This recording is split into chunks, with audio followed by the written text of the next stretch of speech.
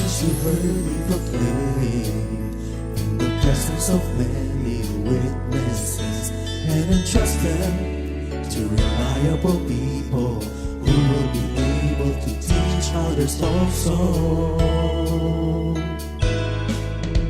Take the teachings you heard me proclaim in the presence of many witnesses, and entrust them to reliable people who will be able to teach others also.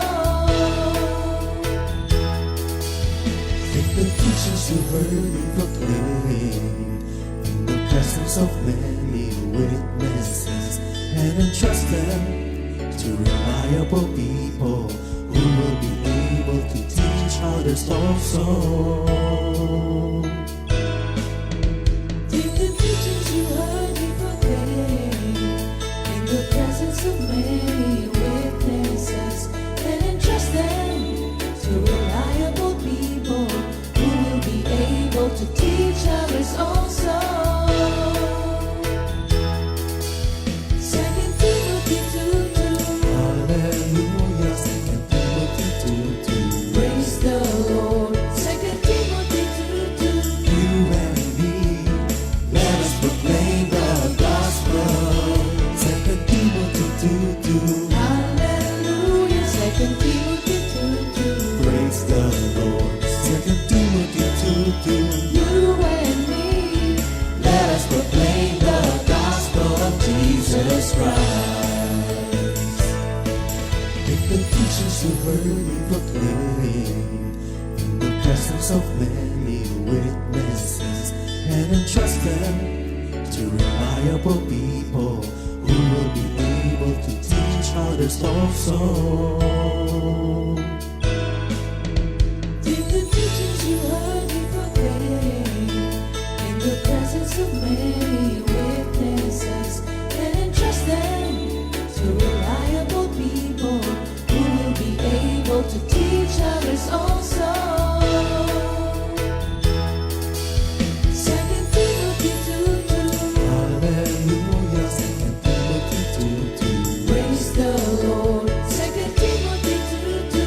You and me, let us proclaim the gospel. 2 Timothy 2:2. Hallelujah. 2 Timothy 2:2. Praise the Lord. 2 Timothy 2:2. You and me, Let us proclaim the gospel of Jesus Christ.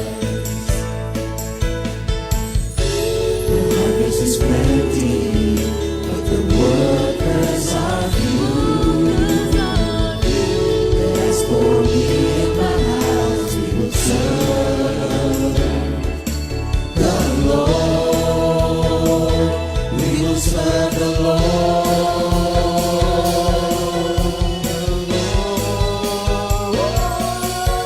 2 Timothy 2:2. Hallelujah. 2 Timothy 2:2. Praise the Lord. 2 Timothy 2:2. You and me, let us proclaim the gospel. 2 Timothy 2:2. Hallelujah. 2 Timothy 2:2. Praise the Lord. 2 Timothy 2:2. You and me, Let us proclaim the gospel of Jesus Christ. 2 Timothy 2:2. Hallelujah. 2 Timothy 2:2. Praise the Lord. 2 Timothy 2:2. You and me, let us proclaim the gospel. 2 Timothy 2:2. Hallelujah. 2 Timothy 2:2. Praise the Lord. 2 Timothy 2:2. You and me, let us proclaim, live on this day, delighting the Lord for His goodness. Let us proclaim, live on this day, delighting the Lord for His goodness. Let us proclaim, live on this day, delighting the Lord for His goodness. And He's God.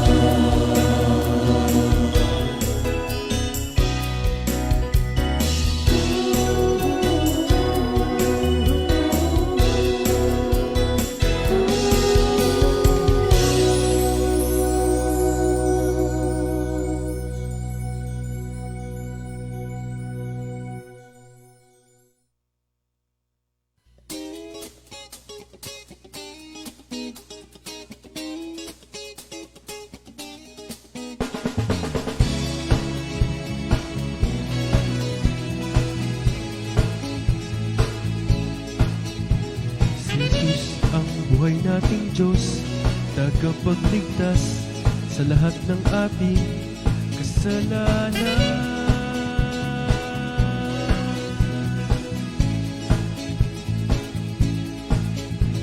Nagkatawang tao at ipinako sa krus upang tubusin sa lahat ng ating pagkukulang.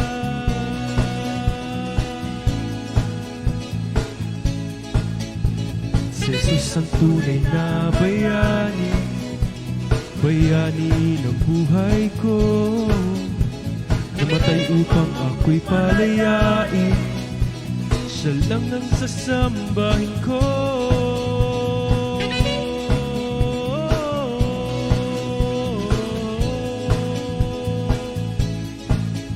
Buhay ka, O Jesus, magpakailanman ang lahat ng tao ay pupurihin ka. Si Jesus ang buhay naming Diyos, ang Diyos ng langit at lupa, maghahari ngayon, bukas at magpakailanman. Buhay ka, O Jesus, magpakailanman ang lahat ng tao ay pupurihin ka. Jesus, wala pang kaparis, kamatayan man, sa kanya'y buhay din. Inubad niya ang kanyang pagka-Diyos, makamtan lang natin kaharian ng langit.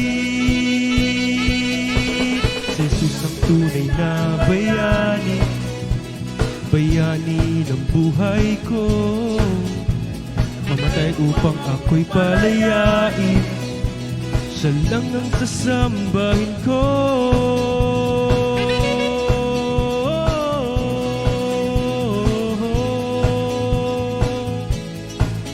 Buhay ka, O Jesus,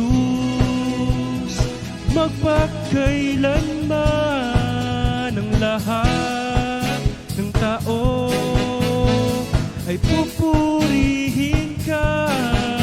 Buhay ka, O Jesus, magpakailanman ang lahat ng tao ay pupurihin ka.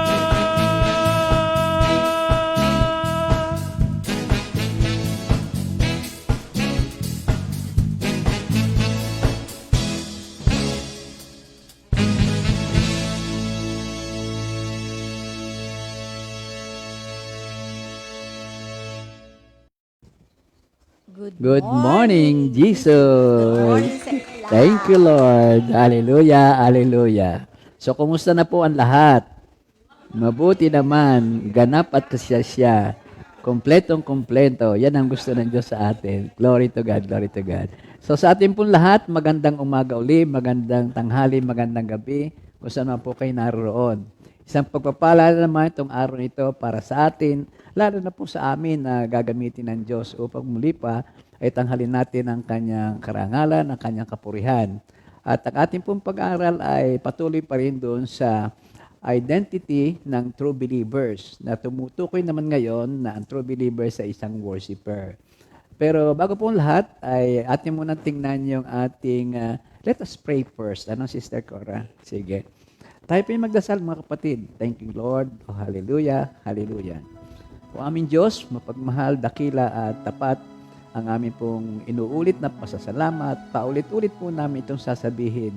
Hindi kami magsasawa, lalo na po ang kay purihin sa lahat po ng mabubuting gawa na ginawa mo sa amin. Salamat sa buhay, sa pahiram mong buhay, sa patuloy na pagpapahiram mo sa amin ng buhay mong salita, sa iyong pagpapatawad na nagbibigay sa amin ng kapayapaan. Salamat, Ama, sa lahat ng ito, for your provision, for your protection, for your divine providence sa tuwi-tuwi na. Sa oras pong ito, Lord, again, naku, ito po kami, muli nagpapalinis ng aming puso, ng aming isipan. Nagkamali na naman kami. hindi po naiwasan, subalit sa isang salita mo lamang, Lord, salamat sa kapayapaan ng kapatawaran. Lord, sa susunod pong mga oras, samahan mo kami, Banal na Espiritu, kayo po ang manguna. At tanging nga po ang aming hangad ay mabigyan ng karangalan, maging kalugod-lugod sa iyo ang lahat ng maririnig mo, makikita mo sa amin, madarama, at ang lahat pong ito sa pangalan ni Jesus. Amen. Amen. Thank you, Lord. Yung ating memory verse of the week, Sister Cora, Jeremiah 17 verse 8. Sabi dito, He is like a tree planted by water that sends out its roots by the stream and does not fear when heat comes. For its leaves remain green and is not anxious in the year of drought, for it does not cease to bear fruit. Amen. Thank Sa you, Tagalog Lord. naman, ito ang sinasabi. Sa Jeremiah 17 verse 8, katulad ni isang punong kahoy na nakatanim sa tabi ng batisan. Ang mga ugat ay patungo sa tubig, hindi ito manganganib kahit dumating ang tag-init sapagkat nananatiling luntian ang mga dahon nito. Kahit hindi umulan ay wala itong aalalahanin, patuloy pa rin itong mamumunga. Thank you, Lord. Sister, ano yan? Yan ay yung sa Psalms 1. Sa Psalms 1 Oo, naroon din yan, no? Oo. Mapalad ang tao na araw at gabi binubulay-bulay ang salita ng Diyos. Ang katulad niya isang punong kahoy na nakatanim, itinanim sa tabi ng batisan. Ang kanyang dahon ay hindi nalalanta at siya'y namumunga sa tamang panahon. At ano man ang kanyang gawin ay nagtatagumpay. Ay, my favorite. Thank you, Lord. So, mga kapatid, ang ating pong pag-aaral ay hango doon sa John 4, verses 23 to 24. Pero bago po ang lahat, tayo muna ay umawit ng isang awitin ng papuri sa ating Diyos. Samahan niyo kami, mga kapatid. Come and worship the Lord. Worship the Lord, All you people whom He called, let the desire to worship Him make you fall on your knees and praise Him. Come and worship the Lord, all you people whom He called. Let the desire to worship Him make you fall on your knees and praise Him. Oh Lord, what a privilege to come before you right now. Pour out your Spirit so we can worship. Let not our will but yours be done. Let not our will but yours be done. Oh Lord, oh Lord, oh Lord, what a privilege to come before you right now. Pour out your Spirit so we can worship. Let not our will but yours be done. Let not our will but yours be done. Praise the Lord. Hallelujah. So, sa John 4:23 to 24, ang sabi dito ay ganito. Subalit dumarating na ang panahon at ngayon na nga na ang mga tunay na sumasamba sa Ama ay sasamba sa Kanya sa Espiritu at sa katotohanan sapagkat ganyan ang uri ng pagsambang ninanais ng Ama. Ang Diyos ay Espiritu at ang mga sumasamba sa Kanya ay dapat siyang sambahin sa Espiritu at katotohanan. Sa English, but the hour is coming and now is when the true worshipers will worship the Father in spirit and in truth, for the Father is seeking such to worship Him. God is spirit, and those who worship Him must worship in spirit and in truth. John 4:23 to 24. So again, magandang umaga po sa ating lahat. Magandang araw. Good morning. Ang ating nga pong pag-aaral ay dito sa John 4, actually 20 to 24.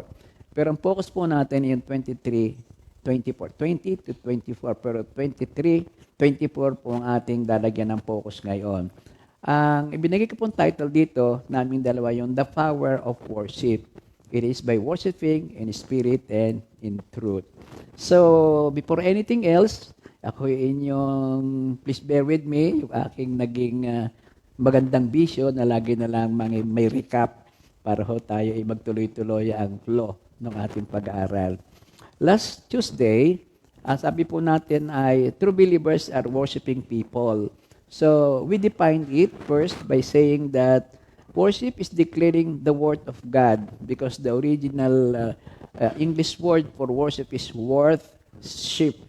Worth, W-I-R-T-H. Kaya lamang with that definition in mind, we don't worship God for what we get out of it, but to give God the honor that is due Him, recognizing His worth, worship, His value, His place in our church, and His claim in our lives. At ito'y dapat gawin with full reverence. Ito'y dapat ay nagmula sa puso na punong-puno ng pasasalamat.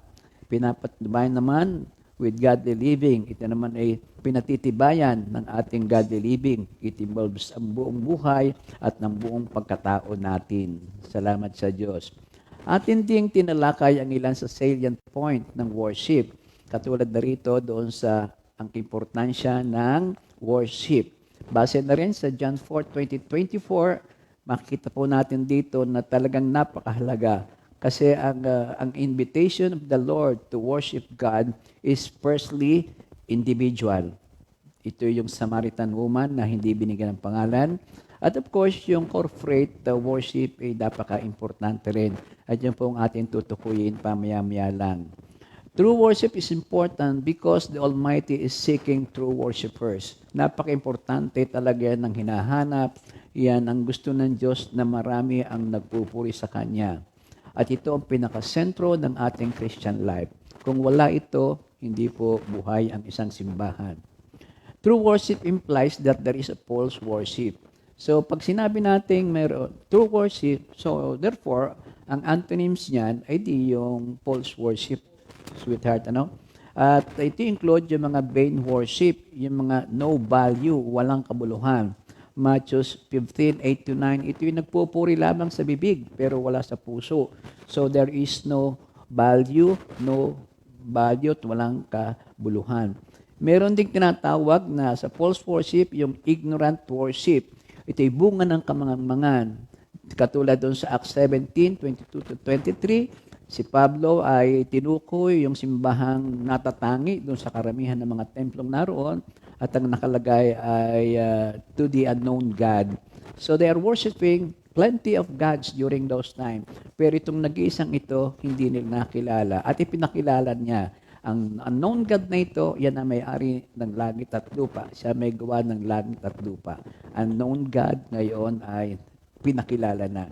At kasama pa rin ito ay tinatawag na ignorant worship. Ito ay bunga naman ng kamangmanga. Ito na nga pala, yung sa Athens na yon. So, yung false worship ay vain worship, ignorant worship. Pagkatapos, tinalaki din natin yung mga false god, yung mga mali o hindi tama na wino-worship natin.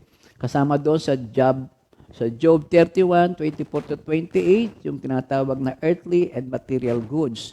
So, ang possession, ang money, ang lahat ng glittering ay wino-worship natin. So, that is not a correct God.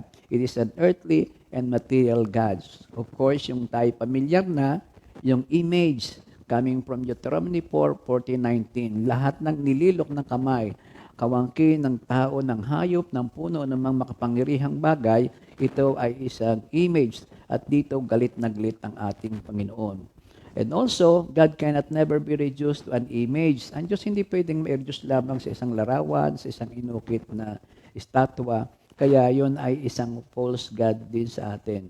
So, every religion who does not properly acknowledge God in true worship is idolatrous. Nagiging tayo po ay sumasamba sa mga idol. Atin pong tuntahan din yung mga forms of unacceptable worship. Forms of unacceptable worship. Kasama po dito yung pag-worship sa false God. Sa Romans 1:20-23, yung worship of true gods in wrong form. Wrong form. Exodus 32. Si Moses ang kanyang mga inaalagaan Israelita, ay nakita niya nagwo-worship na sa golden calf. So mali na naman ito. Ang isa pa yung true God, pero in self-styled manner. Self-styled manner, true God, but self-styled. Dito naman ang halimbawang ibinigay ay doon sa Leviticus 10:1-2. Yung anak na panganay ni Aaron na si Nadab at yun namang sumunod na si Abihu, sila'y gumamit ng apoy na hindi recognized or prescribed by God. And then lastly, the worship through God with the wrong attitude. Wrong attitude. Mark 7:9, ang paggalang sa akin ay sa bibig lamang, subalit wala sa puso. So yun po ang naganap nung last Tuesday. And for today, let us focus on the lesson on John 4:23-24. Sabi nga po natin the power of worship, and it is by spirit and in truth. So itong salitang ito na narinig ng Samaritan woman ay bahagi na rin ng kanyang misyon na ang lahat ay iligtas. Yung saving faith, isa yan sa purpose kung bakit niya nasabi ito at para na rin sa ating lahat. Jesus tells this woman that a significant transition is about to take place. Mayroon ng magiging malaking pagbabago at ang pagbabago ay ang katotohanan. Kasi ng mga panahong yon, ang karamihan na hindi mga tunay na Israelita, ang kanilang pamamaraan ng pagsamba o pananampalataya ay sa pamamagitan ng mga symbols, ng mga parang shadow lamang. Under the old way of worship, yung place na was significant. Kaya nga yung temple, yung tabernacle, napaka-importante sa kanila. Physical church. Physical church. All Jewish males had to appear before God in Jerusalem for 3 annual feasts. 3 at least sa isang taon na pumupunta ang mga kalalakihang Hudyo. Halimbawa ay doon sa Deuteronomy 16:16, ito yung piyesta ng mga tinapay na walang pampaalsa, yung piyesta ng mga sanlinggo at yung piyesta ng mga tulda. So doon sila pupunta. All symbolic, all is by what man na ginawa ng mga tao nga. So, but in the new way, which Jesus inaugurated in this incident, He is the new temple. Wala na yung mga templong yari sa bato o kahoy. Siya na ang new temple sa John 2:19-21. And so therefore, where we gather to worship is secondary. Yung place, yung location, that is secondary, though it is important. Who and whom we serve and worship is primary. Yung tao, yung Diyos na ating wino-worship, yun ang tunay na mahalaga at hindi ang simbahang gawa ng kamay ng tao. Unbelievers such as the Samaritan woman at this point often mistakenly think that they go through the proper external of worship, then things are okay between them and God. Very familiar na sitwasyon. Kwento ng buhay, kasama ako, kasama kami. Sa atin ay na magdaang panahon, yung ikay makasimba physically, entering the church, pagkatapos ay natapos, may maraming exemption, pero kasama po ko doon sa hindi. Kasi sa akin, ang makapunta roon ay makakumpleto lamang ng obligasyon. Ang sa totoo lamang, nung panahong yon ay para baga sister. Alam mo ba, nung panahong yon ay parang mas maganda pa yung nanonood ng sine. Alam mo ba yun? Bakit? Yan. Siguro ibig sabihin mo, yung panonood ng sine, di ba kumisan, late tayo pumasok, tapos saka uli susundan. Yes. Oo, yun na. Wala Yun. pag nanonood tayo, pag hindi natin naabutan yung una, babalikan natin. Oo, kailangan kompleto Ay, hindi eh. ganun, di ba? Oo, sa simbahan, iba. Sabi ng inay, kumusta? Hindi ba kayo late? Tama-tama naman po, nagsisermon. So, yun. Pagkatapos noon, nabendisyon ka na, uuwi ka na. Baga may pangalupang misa, may pangatlo pa. Hindi nga sini eh. Worldly yun eh. Ang worldly talagang very, very attractive. Parang ganoon ang sistema natin. So, yun po mga kapatid, ang sitwasyon noon at ang nakakalungkot, hanggang ngayon ay marami pa rin. Kaya nga kinakailangan tayo mga kapatid ay 2 Timothy 2:2. Dahil ang mabuting balita ay dapat mahayag sa kanila bago mahuli ang lahat. Bago dumating ang ating Panginoon. Kaya we must make it our priority to become true worship of God in spirit and in truth. Ano nga ba ito? Meron 3 bagay at napaka-importante dito sa verses na ito. Unang bagay ay talagang ang Diyos ay naghahanap ng mga tunay na sumasamba at mananambahan. Sabi ni Jonathan Edwards, God created the world for His own glory. Ano bang ibig sabihin nito? Everything, sabi niya, lahat ng bagay, lahat ng pangyayari, including the salvation of His elect and even the damnation of the wicked, will result in the glory to God. In glorifying to God. Lahat ng pangyayari, pati pala yung damnation of the wicked, yan pala ay nagbibigay ng glory sa God kasi yung kanyang justice ay nakita natin. So God now is seeking worshipers who will bring Him glory, not just for an hour on Sunday, but every day through all their activities. Ay, naku mga kapatid, di ba ang ating lesson noong kahapon? In the same manner that meditating the Word of God is not only when you read it during the day, your first hour in the morning, but it is a continuing activity. Pag binasa natin yon, talagang pag may meditate mo rito, walang humpay. Pati nga daw sabi ni Sister Ria, pati pagsakay mo sa jeep, minimeditate mo yung kabutihan ng Diyos. That's usually coming from until ikaw ay tutulog na nagme-meditate ka pa rin. Ganun din ang pagbibigay ng puri sa Diyos, ang pagsamba sa Kanya. Ito yung wala ring tapos. Lagi nang ikaw hindi ka man kumukanta o umaawit ng buong awit, ikaw ay naghaham. Nakakatuwa yung mga tao na yung may nakatabi kasi, ay di mo siguro napansin kasi malapit sa akin. Sa buong sakay, doon sa bus na yung papuntang Baguio, naghahaming siya ng kantang Kristiyano. Nakakasarap sumunod, nakakaluwag ng dibdib. So yun continually. Hindi lamang pagka ikaw ay sumimba o nag-worship, pagkatapos ng worship song, ay natapos na sa iyo ang buong isang linggo. Ang sumunod na mga pangyayari ay baka nawala na. Pero salamat sa Diyos, marami na sa atin ang hindi kumpleto ang linggo, kung hindi kumpleto hanggang doon sa word na pinag-aaralan. At sa benediction, as yung closing prayer, but then again, continuously applying it kung saan ka man pumunta. So, ang maganda ay you begin that process by repenting of your sins and trusting in Jesus Christ as your Savior and Lord. You grow in that process as you bring every thought, word, and deed under His Lordship. At yun nga ang nagaganap. Napakaganda na magpalinis. Kaya yung mga panalangin natin, mga opening prayer, ang pagpapalinis ay pag-alis ng balakid, ng wall, upang ang kabuuan ng Espiritu ay makapaghari sa atin. The fact that God is seeking true worshipers means that this is of utmost important. It must be our priority. Dapat ito ang ating priority. Sabi doon sa verse 24, sabi doon ay, the true worshipers must worship in spirit and truth. Must worship in spirit and truth. So, pag sinabing must, it is not optional, it is very necessary, and it is very, very essential. So, taken from that word must, napaka-importante nga pala naman nun, dapat, must, M-U-S-T. So, dapat ang tao ay must be born again. Ito naman ay sa chapter 3, verse 7. At ang pangalawa, the Son of Man must be lifted up, 3:14. So, we must be born again, believing in Jesus Christ, change life, at lagi na lamang itinatas natin ang ating Diyos. At ang pangatlo, and those who worship Him must worship in spirit and in truth, sa verse 24 nga ng chapter 4. So, anong ibig sabihin na ipinalarawang ito? Ang una, yung una na sinasabing we must be born again, the first concerns the Spirit who imparts the new birth. At pangalawa, it concerns the Son, Jesus Christ, who was lifted up in the cross as the atonement for our sins. At ang pangatlo, yung those who worship Him must worship in spirit and in truth. Ito naman, it concerns the Father, the object of our own worship. So it involves the Holy Trinity.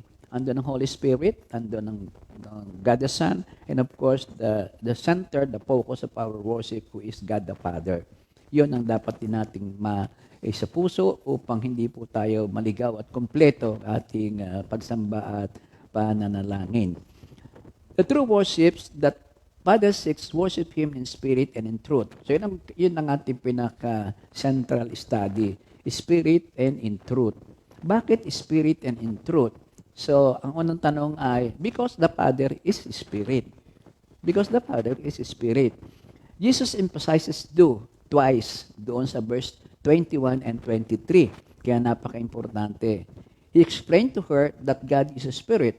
That is His essential nature. Yun ang nature of God. Irrevocable yun. Talagang hindi pwedeng matanggal yun sa Diyos.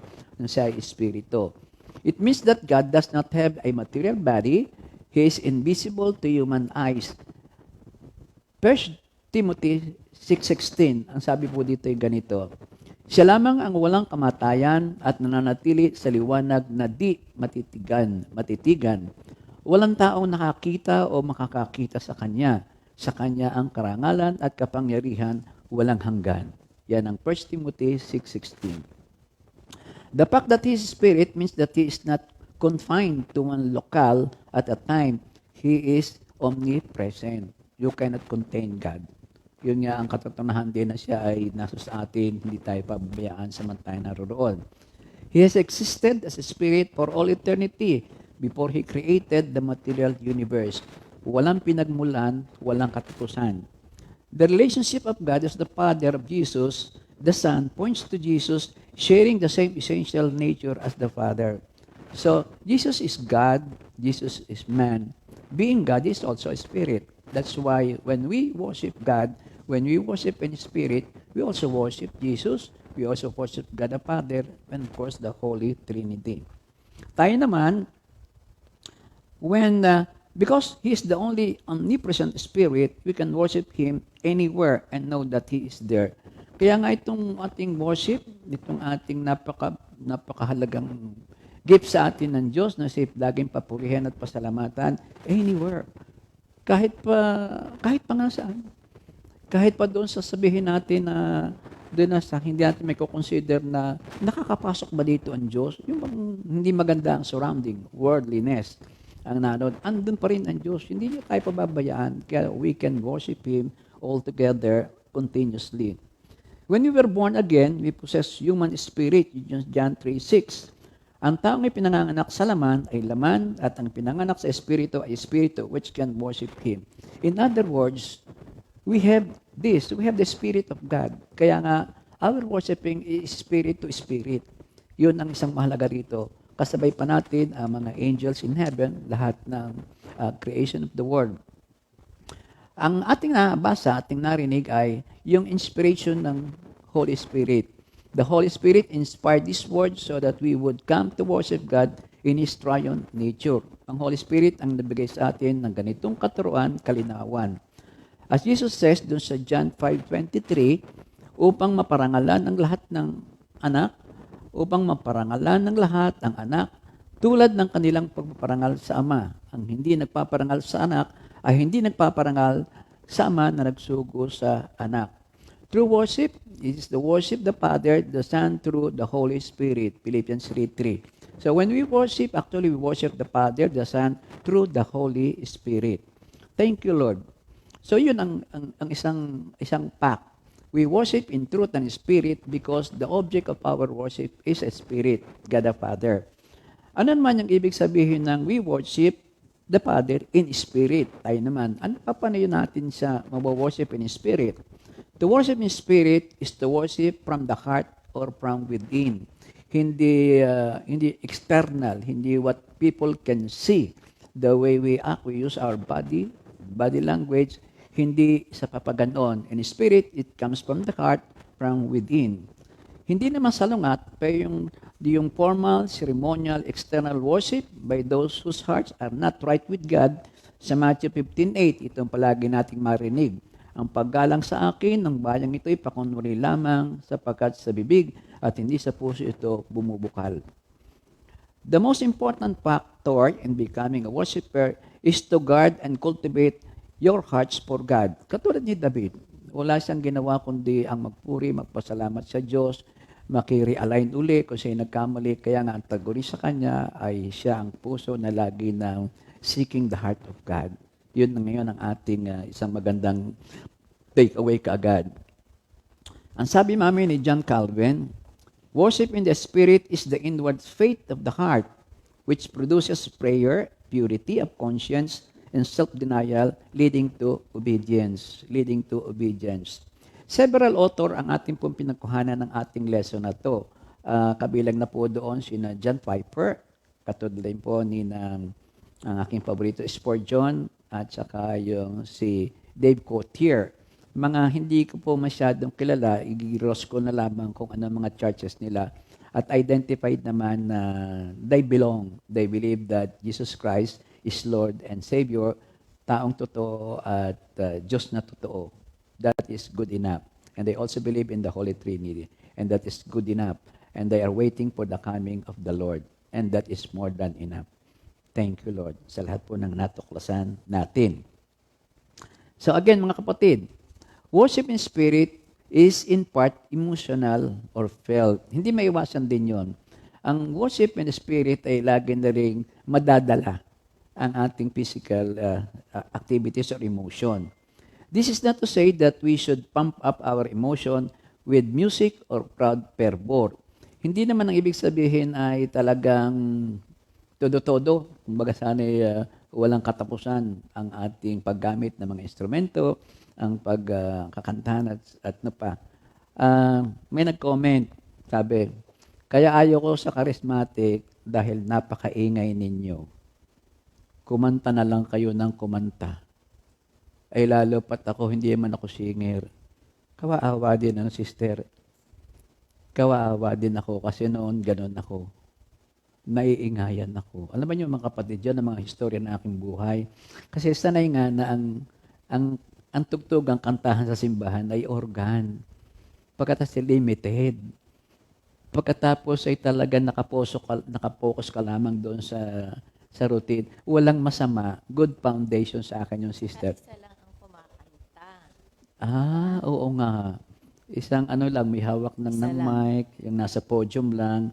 Hindi invited ang community. Though invited, wala noong effort na isali talaga at least sa practice. Doon sa Green Hills, meron doon isang pare na ako'y natutuwa long time ago. Yan ay bago magmisa, yan ay hawak ang wireless, tapos pupunta sa unahan, gigitna, at pinapractice na yung kakantahin. Mula doon sa pagpasok, ano ba yung kinakanta sa pagpasok? Sweetheart? Purihin ang Panginoon. Yun. Yung pare, yun na ganon. Yung pare na ganyan. Kaya naman pagka dumating na, yung event na yon, napakalakas, napakaganda. Yun ang ating ginagawa, mga kapatid. Yun ang huwag natin, yun natin pag-pray na madagdagan pa. Madagdagan pa, no? Kakatuwa, buhay na buhay ang pananampalataya sa ating Panginoon. So, genuine emotions for God stem from focusing our minds on the truth of who He is and what He has done for us at the cross. Yan naman ay produkto ng lagi mong inaalaala ang kabutihan ginawa sa atin ng Panginoon. Lalo yung pagligtas sa atin, sa ating mga kasalanan. At yun nga ay dahil na rin sa ating gift of faith na bigay din sa atin ng Diyos. But if your worship never touches your emotion, something is wrong. For example, ang pagmamahal ko sa aking asawa, mahal kita ha, ang pagmamahal ko sa aking asawa is not built on my feeling. Ito ay built doon sa aking commitment. In sickness and in health, ayun,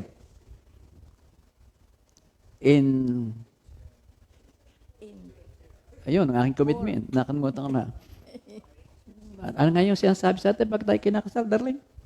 Nalimutan mo na yata yung iyong Tinatanggap mo pa ang babaeng ito sa hirap at ginhawa.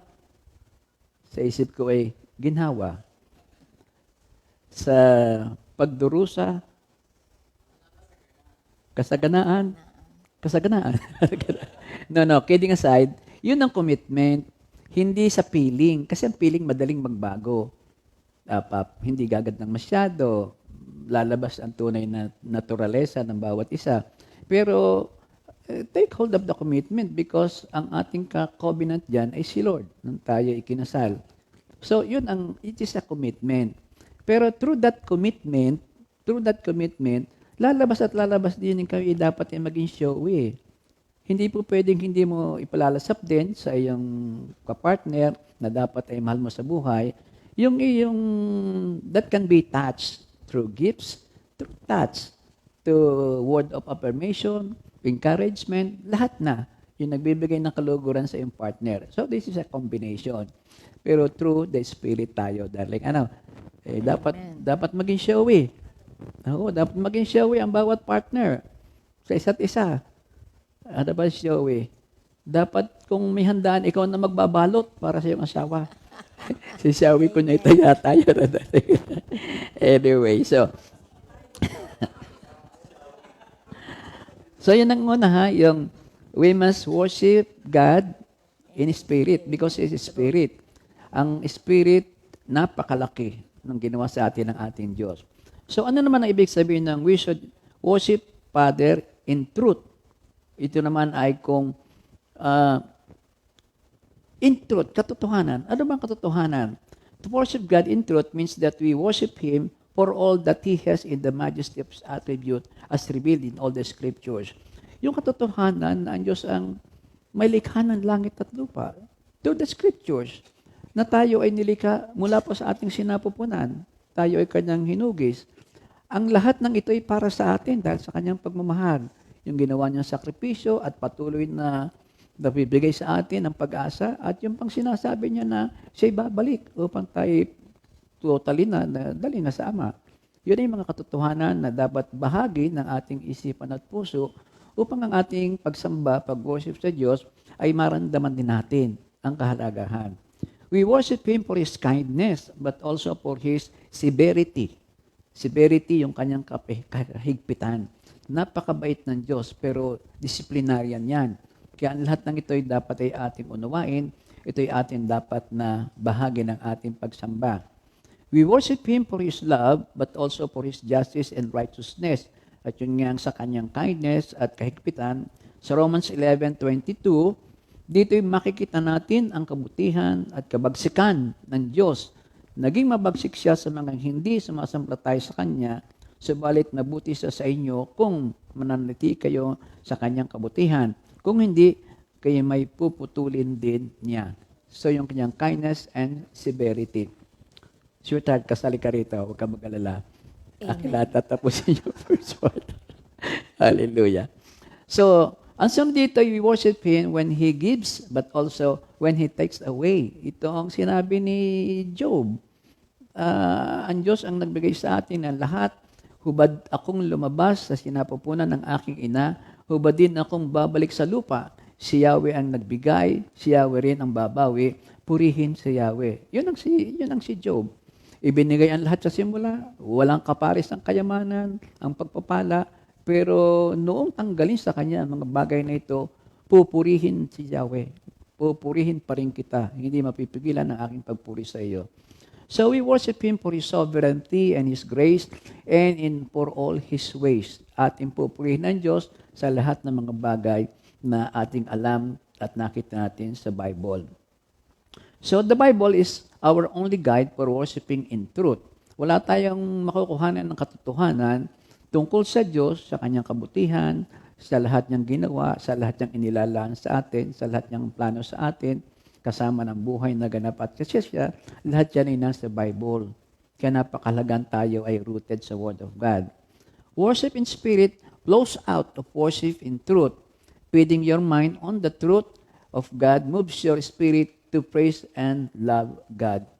Pagka mayroon kang salitang maririnig, mula din siyang pagkakagising sa isang matagal-tagal na tulog, at wala kang nakitang isang katotohanan na magmamotivate sa iyo, mananatili kang para bang ikay natutulog pa rin kahit bukas ang iyong mga mata. Kaya itong mga bagay na ito tungkol sa kamanghamanghang ginawa ng Diyos, purihin ng Diyos, sumisigla ka. Nabibigyan ng kasiglahan ang iyong katawan at kaluluwa. So, meron challenge po sa atin. Since God is seeking true worshipers who worship Him in spirit and truth, so ito po ang mga katotohanan. Kalapat nating itanong sa ating sarili. Ang una ay, kung tayo growing as a true worshiper, o kabaliktaran na, if I am not growing as true worshiper, I am not in line with what God is seeking to do in my life. Kung hindi tayo nag-grow sa temang ito ng true worshiping the Lord, ay hindi tayo kalinya doon sa programa ng Diyos sa atin. Kasi ang sa Diyos, hindi mo na ito maalis sa Kanya. Hindi ito, kumbaga sa may tao na gusto'y babayaran mo siya sa ginawa sa iyo. Ang Diyos sa lahat ng bagay ay, ang gusto niya ay sa i-worship. Hindi tulad ng isipan ng tao na ako'y i-worship mo dahil ako'y may ginawa sa iyo. No, yun na lamang talaga ang relasyon natin sa Diyos. Nararapat naman na sa lahat ng bagay, si papupurihan, pasasalamatan.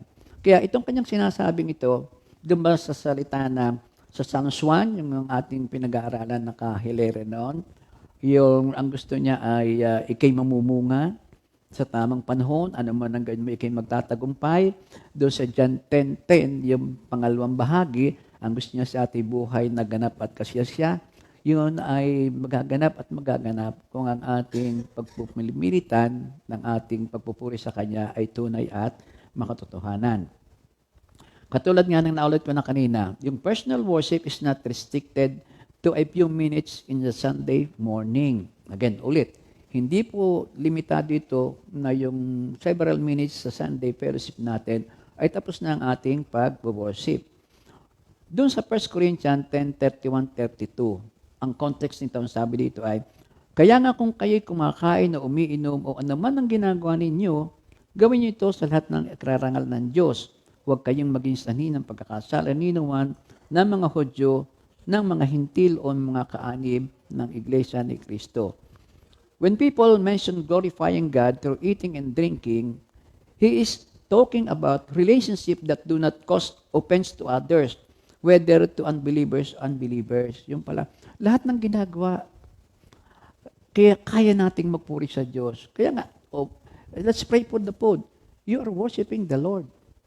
At habang yun kinakain mo, alam nyo, you can digest simultaneously the physical food at yung pasasalamat natin sa Diyos. Meron tayong minister dito, kahit anong ihayad mo, ang sarap nito. Ang sarap. Oo. May badya ng tila. Hindi naman. Talagang, I think, napaka-sincere niya sa kanyang sinasabi. It's not only to, it's not only para patabayin ang puso nung naghanda. Pero sa palagay ko, from the heart, sinasabi niya na, Lord, salamat, may pagkain ka. Gifted siya ng masarap na panlasa. Masarap na panlasa, oo nga. At sa coupled with the spirit of thankfulness, ay di lalong sasarap. Ang opposite niyan ay masarap na ay nakangiwi ka pa. Ano ba naman ito? Reklamo pa. Reklamo pa. Tapos, ayun pala may kayo magpapabalot din. Ay, nakakaya doon sa Raghanda. Minister Ernie? Thank you, Lord. So, ano man ang ating gagawin, ha? Ano man ang ating gagawin? Yung pagpupuri, pagsamba sa Diyos ay napakaganda. Pati yung nagdidisiplin tayo sa ating mga anak, nakita ko lang, para bagang gagawin ko ito sa iyo dahil ikay aking minamahal. Kasi gusto kong papurihin ang Diyos sa iyong magiging buhay. Pati yung future, napuri mo na ang Diyos. So, wala dapat na mag-excuse tayo na ang Diyos ay, actually, alam natin, pinalalahan palagi sa atin. By this time, siguro, ating ipalit na sa anumang bagay na hindi pleasing kay Lord, yung pagpupuri sa Kanya. Yung pagpurihin natin ang Diyos, purihin natin ang Diyos. May kwento eh. Gusto mo makarinig ng kwento? Maiksi lang. Okay. May kwento. Meron daw isang hari. Mahaba ito, kaharian ito eh. Naghahunting. Siyempre, yung mga panahon yon, ang ginagamit ay pana. Ang kasama niya yung kanyang matalik na kaibigan. To make long story short, namana. Yung unang pagting ng pana, ng bitawhan, meron palang sima pa rin yung gitna, tinama itong hinlalaki. Ouch! Naputol. Tapos isabi ng kanyang best friend eh, purihin ang Diyos. Hinlalaki lang ang naputol. Nagalit yung hari, darling.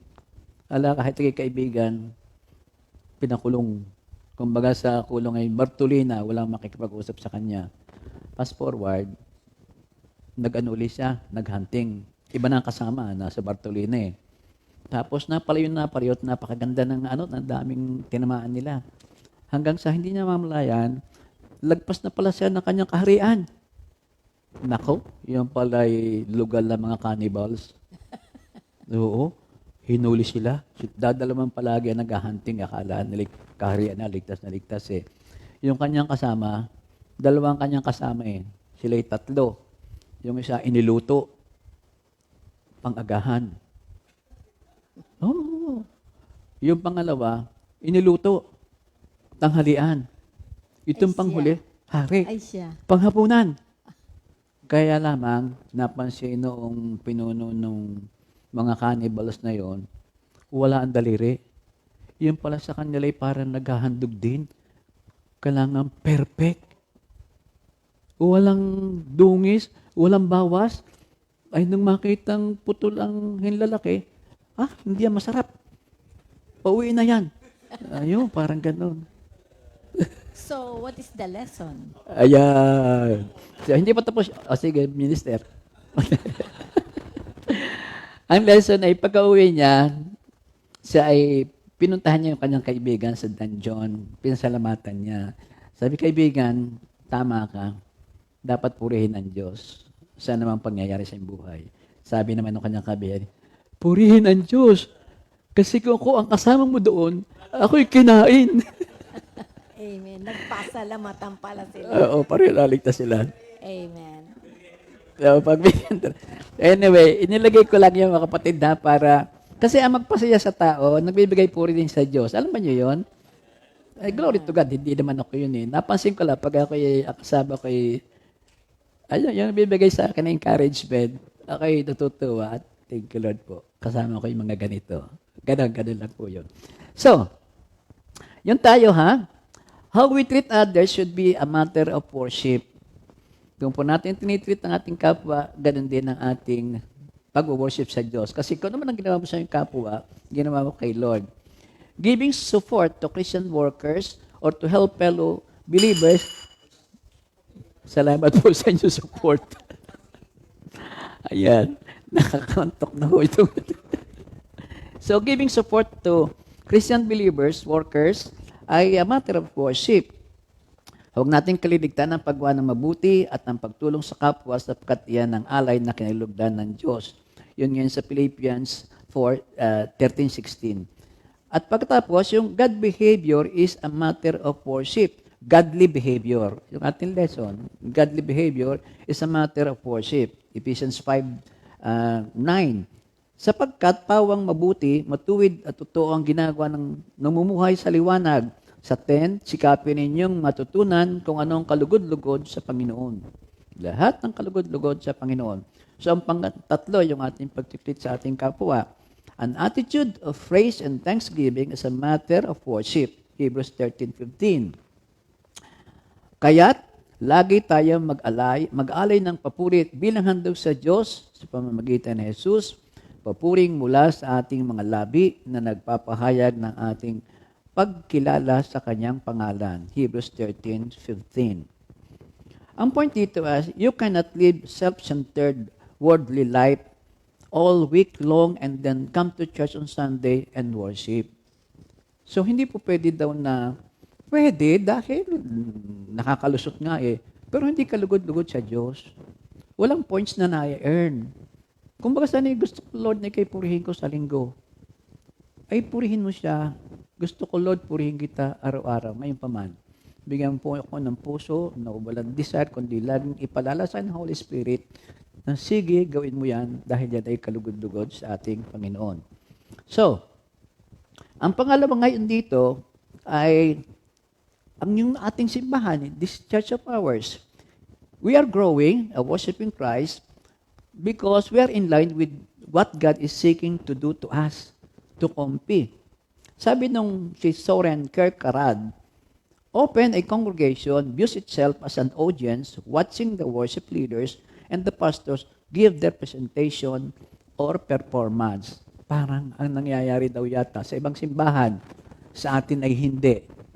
Ay para bagang ang isang fellowship, isang meeting of spirit people, ay para bagang tayo ay, ano nangyayari doon? Parang nagpe-perform. Entertaining.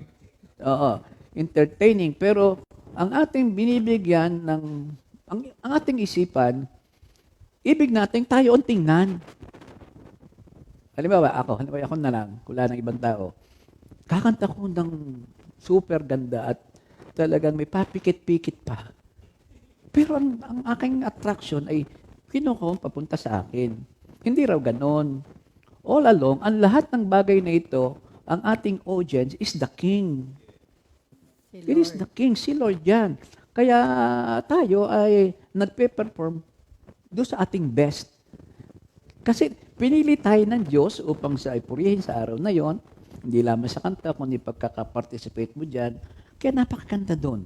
Kaya nga, kapag ang issue mo sa simbahan ay, ano ba naman yan? Kung ano ako dumating doon ay nabawasan pa. Parang lalo ako lumungkot. Parang nakakatamad na sa second time around. Mga kapatid, kung ikaw ay ito, ay di sikapin mo na ipagdasal sa Holy Spirit na hindi maging ganun ang attitude mo. Kasi ang linggo o ang pagsimba natin ay talagang ibinukod ng Diyos para sa Kanya. Kaya ang magandang ipag-pray ay, Lord, nawa po'y mabigyan ko kayo ng kagalakan, kapurihan sa aking pagpunta sa iyong simbahan. At pagkatapos huwag mo pong pabayaan ako'y matukso na kung ano-ano pa aking iniisip. It is always the art of giving to God. Your offering to God is yourself, a living sacrifice. Kaya yun may marinig ka na, ay, umalis na ako sa simbahan yan. O wala yan. Kung hindi kantahan ng kantahan, ipamiyay, sobrihan ng sobrihan. Ay, ano? Kaya ka nga binibigyan ng sobre, kahit may bibigay siyang Diyos na panlagay sa sobre. Naniniwala ba kayo doon? Ako'y naniniwala. Kung kayo hindi, yun. Kasama na rin yun doon sa Matthew 6:33, yung seek first the kingdom of God and His righteousness, at ang lahat ng ito ay pagkakaloob sa iyo. Give God the best that you can. Your mind, your spirit, your body in worshiping the Lord. At ang lahat ng yan ay pagkakaloob sa atin. Amen. Amen. Thank you, Lord. Break muna tayo, darling. Oo, may mga may birthday. O sige, Batiin mo. salamat. Oo. Sige. Okay, wow, mga may birthday. Si Sister Luz Lalog, birthday pala, mga Tagalipayan. O, di ba nag-cake tayo ng linggo? Elisa Importante, Brother Michael Kalingo. Kalingo ba yon? Kalingo. Sister Pamela Santos, Brother Jeremiah Flores, Brother Ronald Manalad, Sister Maureen Aguilar, Sister Jed Guerra. Yeah. And happy anniversary kay Brother Ray and Sister Odette. Aba, anniversary. Yes. nila. Ulitin ko, darling, ha? Yes. So, today, first day of the new month. Thank you, Lord. Birthday ngayon ni Sister Luz Lalog. Nag-celebrate kami no linggo. Ang daming cake. Sister Elisa Importante, Brother Michael Kalingo, Sister Pamela Santos, Jeremiah Flores, Brother Ronald Manalad, Sister Maureen Aguilar, at si Sister Jed Guerra. And happy anniversary, Brother Ray, Minister Ray, and Sister Odette Dangana. Yay! Thank you, Nariyan Lord. na si Bong.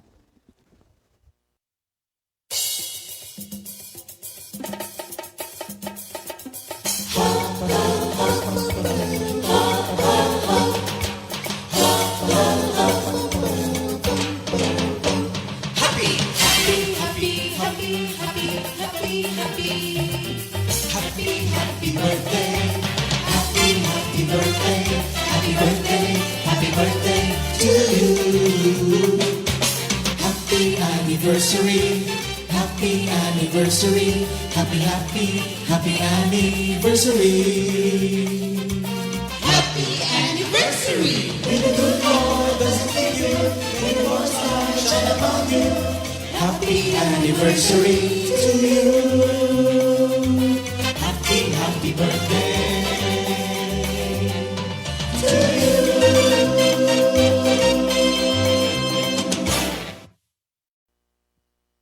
Happy birthday and happy anniversary. anniversary. Happy anniversary. Happy birthday to all. Enjoy your day. Ngayon naman, pakinggan natin yung ating repeat song of the week. Jesus, Di Ka Nagbabago, composed by Minister Jeff Borja. At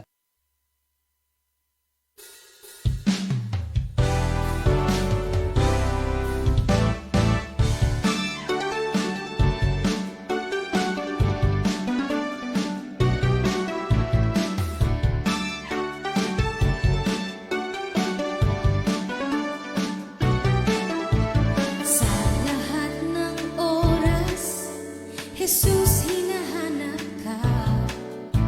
Sa lahat ng panahon, pupurihin kita.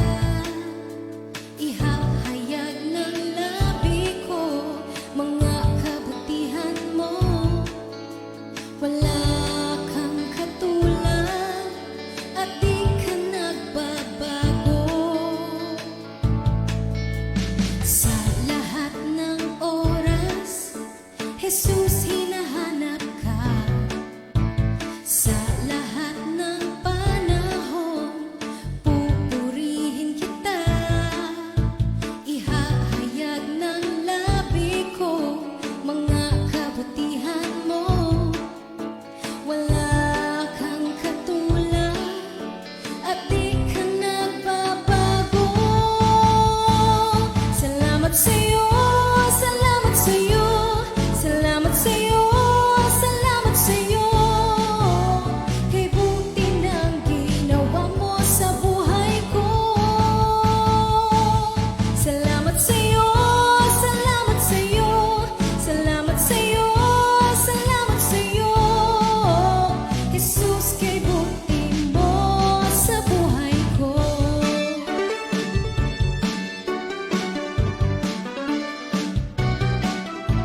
Sa lahat ng oras, Jesus, hinahanap ka. Sa lahat ng panahon, pupurihin kita. Ihahayag ng labi ko mga kabutihan mo. Wala kang katulad at di ka nagbabago.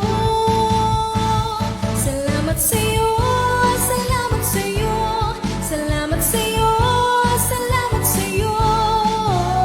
Kay buti ng ginawa mo sa buhay ko. Salamat sa'yo, salamat sa'yo, salamat sa'yo, salamat sa'yo. Jesus, kay buti mo sa buhay ko.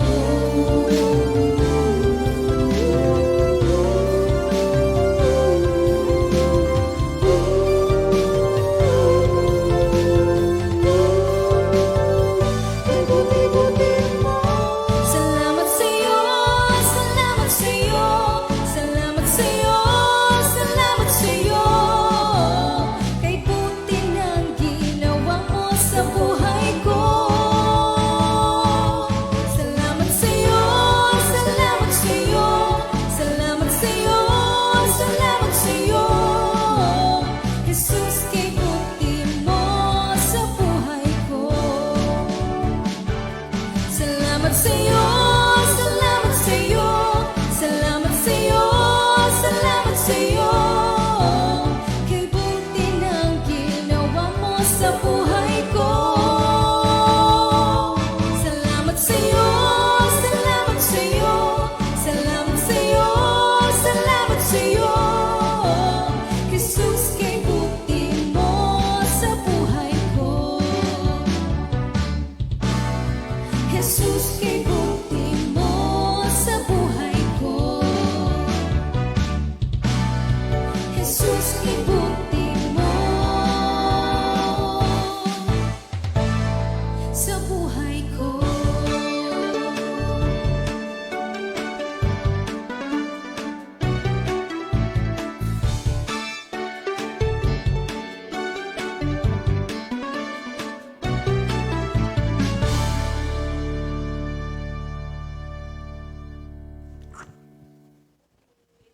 Thank you, Lord. Sister Chanel. Thank you, Lord. Salamat, salamat. Sister Cora, your part. Okay, akala ko wala na. Joke. Joke lang. Kanina pa inulit-ulit ni Pastor yung born again. So, ang iti-take up ko, yung steps on how to grow as a true worshiper of the Father. Ito isang reminder lang. Alam natin na pag-aaralan na natin ito at alam na natin. Pero reminder lang ito sa atin. Unang-una, be born again. Make sure that you truly believe in Jesus Christ as your Savior and Lord. You don't worship to gain eternal life. You worship because God has given you eternal life. Worship is your response after you have believed in God's grace through Christ's death on your behalf. Second, establish a daily time alone with God in the Word and prayer. So, napakahalaga talaga din yung ating Word at saka yung prayer. Worship is our response to the truth that God has revealed in His Word. Prayer is a response to the truth of the Word.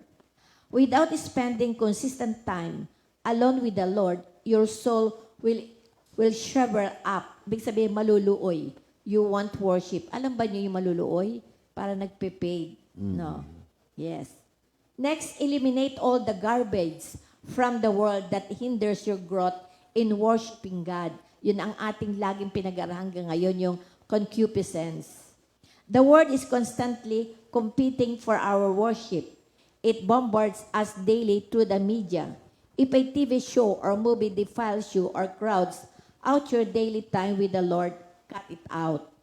If you're yielding to the temptation to view porn on your computer, you're in serious spiritual trouble. Sabi dito sa Matthew 5:27-30. Sabi dito, ngunit sinasabi ko sa inyo, ang sino mang tumingin sa isang babae na may pagnanasa at ay nangangalunya na sa babaeng iyon na sa kanyang puso. Kung ang kanyang mata, ang mata mo ay nagiging sinang iyong pagkakasala, dukitin mo ito at itapon.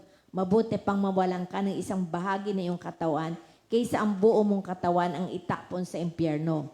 Kung ang iyong kanang kamay naman ang nagiging sanhi ng iyong pagkakasala, putulin mo ito at itapon. Mabuti pang mawalan ka ng isang bahagi na iyong katawan kaysa buo mong katawan ang itapon sa impyerno. You cannot glorify God with your body unless you flee from immorality sa 1 Corinthians 6:18-20. So huwag kayong makikiapid. Ang ibang kasalanang nagagawa ng tao ay hindi nakakaapekto sa kanyang katawan. Ngunit ang nakikiapid at nagkakasala laban sa sarili niyang katawan. Hindi ba niyo alam na ang inyong katawan ay templo ng Espiritu Santo na nasa inyo at ipinagkaloob ng Diyos sa inyo? Hindi ninyo pag-aari ang inyong katawan sapagkat binili niya kayo sa isang halaga. Kaya't gamitin ninyo ang inyong katawan upang maparangalan ang Diyos. You've got to discipline yourself for the purpose of godliness because true worship is inseparable from godliness.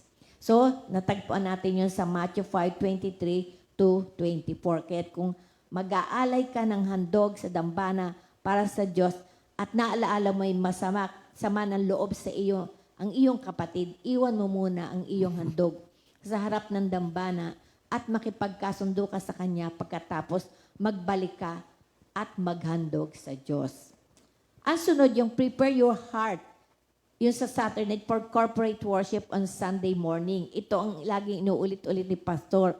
Sabado pa ay paghandaan mo na ang isusuot mo, ang iyong sarili. Dahil yung ay true faith ay yung by hearing and hearing at saka doing and doing. Kaya kailangan talaga prepare na tayo Sabado pa lang. Glory to God. May advantage si Pastor dito kaysa sa akin. Pastor, pwede mong i-share yon? Nako, sige. Glory to God. Actually, lahat tayo, lalo nagpe-prepare tayo ng Sunday fellowship or any other activity following day. Meron tayong gift na binigay si Lord na sa pagpe-prepare mo, nandun ka na, nagwo-worship ka na. Talagang hindi na makasingit sa iyo yung iba pang layaw, iba pang, lalo yung paggabi na. Ang sa akin, hindi nakakapuyat yun eh. Kumbaga sanay nakakalugod dahil pinagpipray mo na talagang hindi ka mapahiya kay Lord pagdating ng Sunday. Pero sumasablay pa rin in terms of yung inaagawan ko na naman si Lord ng attention, pag ako'y nagbibiro, yun ay pinagpipray. So merong advantage yung naghahanda ka na doon. Being a lay person, ganun din yun. So, tulog ka na ng maaga o uwi ka na ng maaga. At then, bumahagi ka na. You're a priest. Kaya dapat ikay naghahanda rin ng iyong sasabihin. Ikay dapat ay nagpipreach din eh. All of us. Chosen people na tayo. Priesthood. Kaya, yung Saturday na yon, napakaganda. Napakahalaga. Napakahalaga. Yes.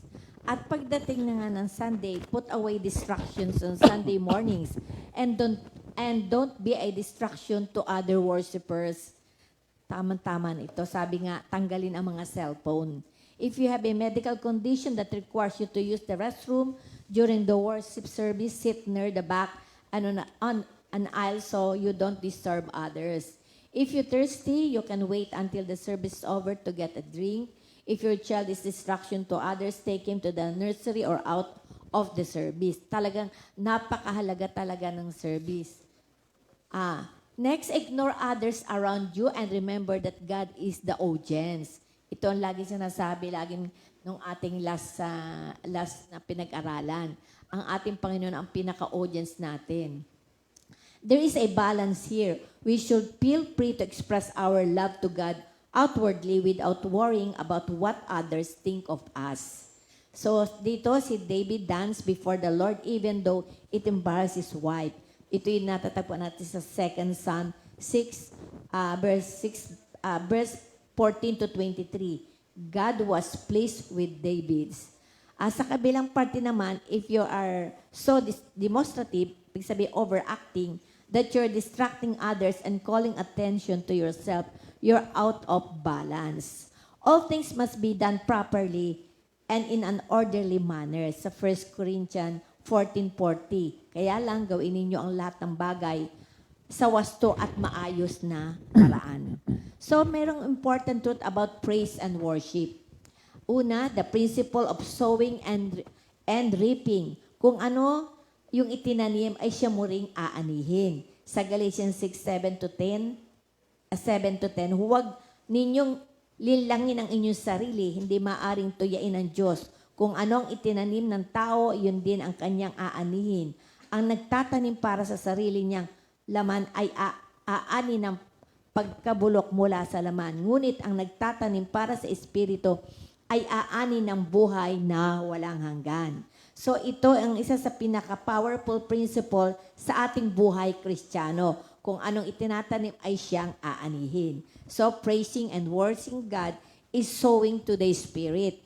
Obedience precedes results. First obedience, then results. So, next, please take note that faith in action ito. Sa una, mahirap-hirap kumbinsin ang sarili mong magbuka ng bibig o kumanta, magtaas ng kamay, pumalakpak. Sa permero yon, di ba? Hindi tayo sanay. Pero doon mo igigit ang iyong faith kay Lord. Sabihin mong may magandang mayayari sa akin ngayon. As you press on in faith, something begins to take place in your spirit. You open up on the inside. Hindi ito nangangailangan na malaking pananampalataya. Kabuti lang seed ng mustasa, sabi nga. Pero kung you make the effort to praise and worship, that's sowing to the Spirit, yun ang pagtatanim. Kaunting segundo lang, eventually, your feelings follow suit. That's reaping, pag-aani naman. So next is worship by faith, not by feeling. We don't have to feel like praising and worshiping God before we can do it. Ito talaga ay issue ng pananampalataya. This is how faith works. Example, may dalawang klase na nanambahan sa simbahan, yung worshiper. Yung isa ay, sabi, spiritually matured. Ika nga, yung rooted na sa Word of God. They're hardened warriors, true worshipers sila. Trials come their way, obstacles come their way, suffering comes their way, but they just keep going. If they had a good week, they praise and worship with all their heart. If they had a bad week, They still praise and worship God with all their heart. Their faith is strong. Meron din naman, sabi dito ang pangalawa ay yung baby Christians. Alam naman natin, yung baby Christian, depende sa ihip ng hangin. Sabi nga, if they have a great week, they have great worship. If they have a lousy week, they have lousy worship. Ito na yung tanong sa atin. Paano kung terrible ang iyong isang linggo? Ito ang na nagkasamaan kayo ng loob ng asawa mo o nagkaaway kayo ng iyong anak. So, pagpunta mo sa fellowship, kaya anong mangyayari? Ano magiging feeling mo? Di ba? Pag makakapag-worship ka pagka halimbawa ay may samaan kayo ng loob. Ng Balik ka sa akin asawa. nakatingin. Di ba? Kung minsan, iisipin ng isa, hindi na ako a-attend. Di ba? Pag minsan, kaya hindi, yun ang napakahirap. Anong say mo doon? Ito, maganda ang lesson. Sabi nga isa pa, paano kung due date na naman yung kuryente at tubig? Ano ang ating feeling? Tayo pa ba ay makakapagpuri sa ating Panginoon? Pero pagka narito na tayo at tayo ay hindi na baby Christian, di ba? Walang kwenta yan. Lagi sasabihin natin, God will provide.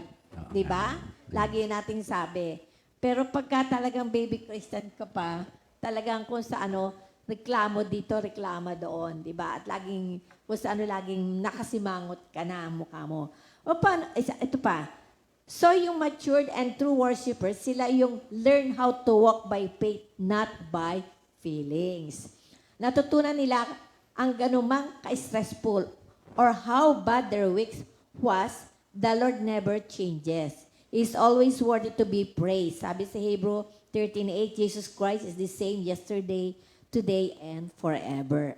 So, hindi sapat ang pumikit ka lang o magtaas ng kamay. Ang higit na mahalaga ang nasa isipan, ang nasa puso mo.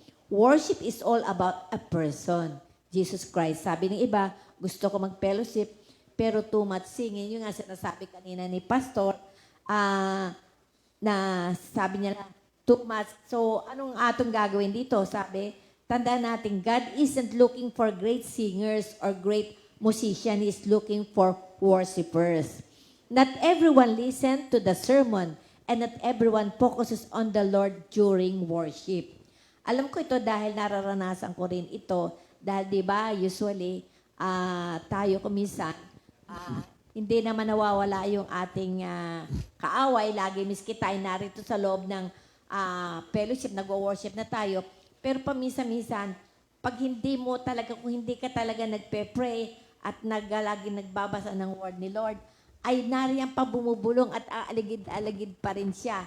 Kaya kailangan talaga yung focus para hindi tayo ma-out of, sabi nga ay, ma-out mo yung katulad ko, nangyayari ito sa akin, nung bago-bago pa. Narito na ako, nag-worship na. Kung nga nasa sales ako'y talagang full-time pa sa sales, iniisip ko, naku, wala pang benta ang mga tao ko, ganun-ganun, napasok talaga. Talaga yung kaaway, talagang bubulungan ka. Pero talagang, ang ginagawa ko talaga ay nagpo-focus ako at nagdadasal. Nitong ako'y natuto na doon sa, yung nagtatangs. So sa sarili ko, ngayon, pag halimbawa nagpe-fellowship, kumisan meron pa rin sumasagin, biglang may bubulong Pero mamaya-maya, nagtatangs na ako sa sarili ko, nagpe-pray ako talaga, nawawala. At doon ko na-feel talaga yung true worship. Amen. Kaya talagang sabi nga, ay bagamat tayo andito na, kaya sabi nga, ibabad natin ang ating sarili sa Word of God at yung prayers. Amen. Yun napaka-importante. Thank you, Lord. So, take it away. Ang ganda na punchline mo, darling. Anyway, ano lang, ibig ko lang sanang yayain kayo na i-claim natin sa mga worship places. If the service is ongoing, nice kong i-claim natin na hindi nakakapasok dyan ng kaaway. Yung mga nasa isip natin, man-created, palagay ko yun. Two or more gathered in Jesus' name, nag-aawitan, hindi makakapasok dyan ng kaaway. Ayun akin ha.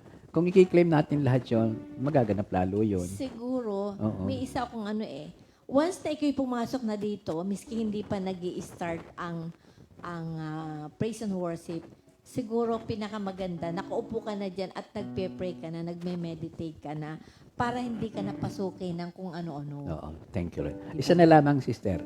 Yung this praise and worship, actually, sabi natin, hindi lang confined sa walls. When we go out, yung God's creation, alam nyo, talo namin kayo, kami mga taga-Bulaknin. Pagka kami nandoon, hanggang ngayon, naisip mo pa rin yung the birds, the flowers, and the trees. And the flowers and the beasts, and the moon up above, and the things called God. Hallelujah. Parang gano'n. Pero ano naman yan, hindi lang kami ang blessed, marami naman sa atin outstretches, may mga nding ganyan, vegetated. Kahit dito sa city, during the night, di ba? Yung stars, yung moon and everything. Psalms 19, 1-6 yun eh. Pagkatapos yung Psalms 139:14, ito na sinasabi ko sa atin, meron ding makikita kang ganyan. Huwag kaliligtaan, purihin ang Diyos sa ganung pamamaraan. Amen. So, in summary, yung ating pinag-aralan the heart of true worship actually is, tulad ng sinabi sa 4:24, yun ay challenges us to examine the heart of our worship. Examine it. Makikita natin. Are we merely going through the motions or are we truly engaging with God on a spiritual level? Are we worshiping out of habit or cultural expectation, or are we driven by a deep-seated love and reverence for our Creator? Pagkatapos niyan, true worship is not confined to a specific place or time. It is continuous, all-encompassing lifestyle that honors God in every aspect of our being. So, merong mga practical application for worshiping God. That is today. Ang magandang gawin ay sabi kanina, personal devotion. Let us cultivate a personal relationship with God through prayer, meditation, and study of His Word. Let your worship be an overflow of your daily walk with Him. Ito ang personal, individual. Then of course, yung ating corporate worship. How blessed are we? Almost daily, tayo ay narito, may corporate tayong pag-worship. When gathering with others, focus on the presence of God rather than the performance of the service. Seek to connect with Him and with fellow believers in spirit of unity in truth.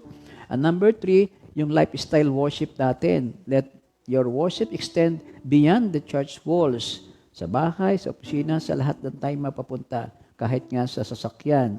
Worship God through acts of kindness, integrity, and love in your everyday life.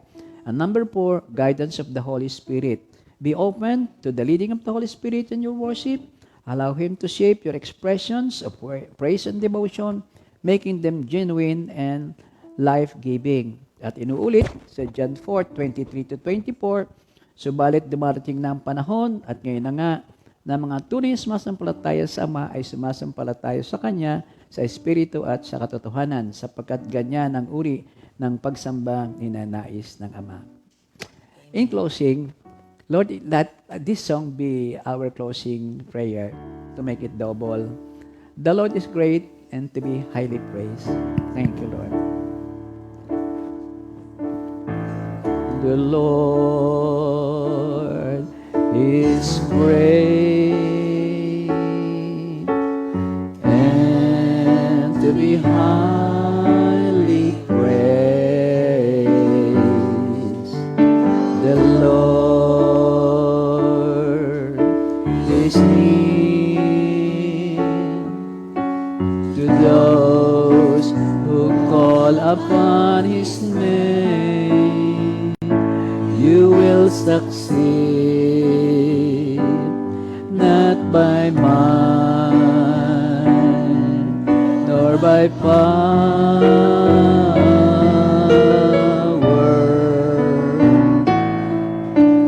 but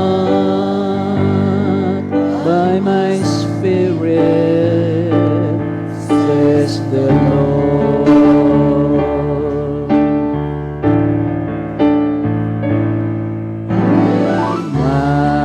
Magnify your name, we glorify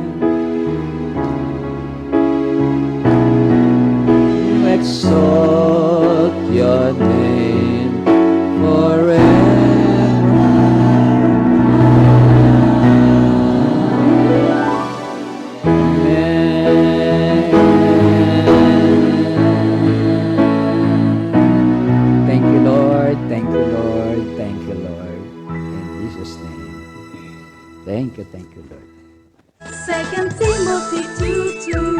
Hallelujah.